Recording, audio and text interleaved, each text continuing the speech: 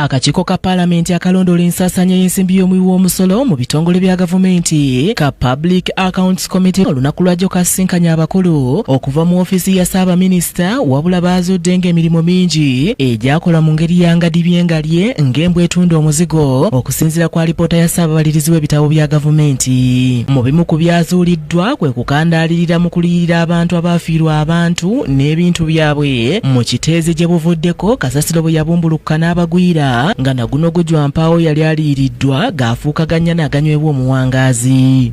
As a result, a number of victims have not been compensated, while several households have not yet been evacuated, which may lead to another disaster.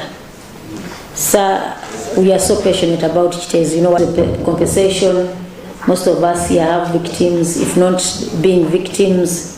Now, why did you divert money that was meant for the people of Kiteezi? But now Kiteezi, what is happening? Can you tell us what is happening? You people are paying the money.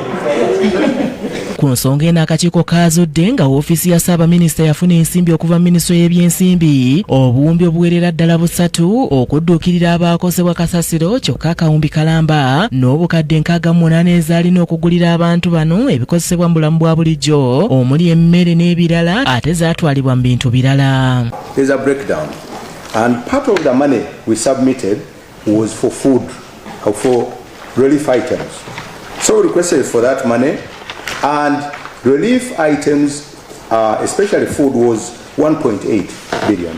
Now, by the time we got this money, the camp had been decommissioned, Kiteezi. So there were no people to give food. But we had people in the Elgon sub-region who needed food. So we wrote to Minister of Finance to say, so how can that be categorized as diversion? Later, the people, the camp has been dissolved. Then what?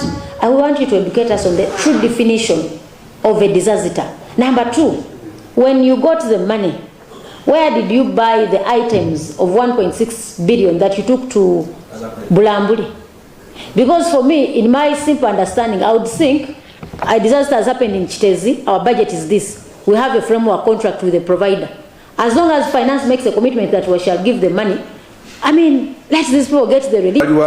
To know people whose property was destroyed, we worked with their local leadership and they were settled. They have been settled. Akakiiko kano nga kakulembeddwamu amyuka ssentebe waako Goreti Nninga kavumiridde ekikolwa kino ne kassa abakulu mu woofiisi ya Ssaabaminisita ku Nninga okunnyonnyola amayitire g'ensimbi zino. Wadde zajja oluvannyuma lw'emyezi 3 ssente zaakwatibwa ne zigulibwamu amabaati mu kifo ky'okuwa abantu b'e Kiteezi. Ate amabaati ne gagenda era nnyo.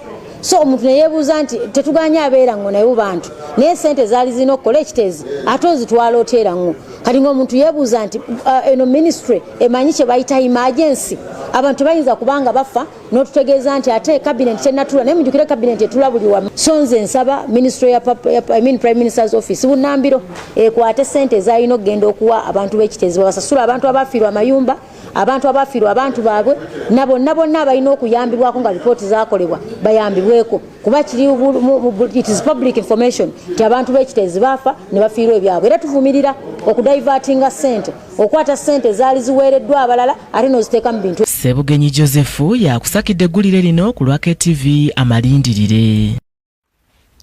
Webale nnyo Ssebugenyi Joseph, KTV Kwoli.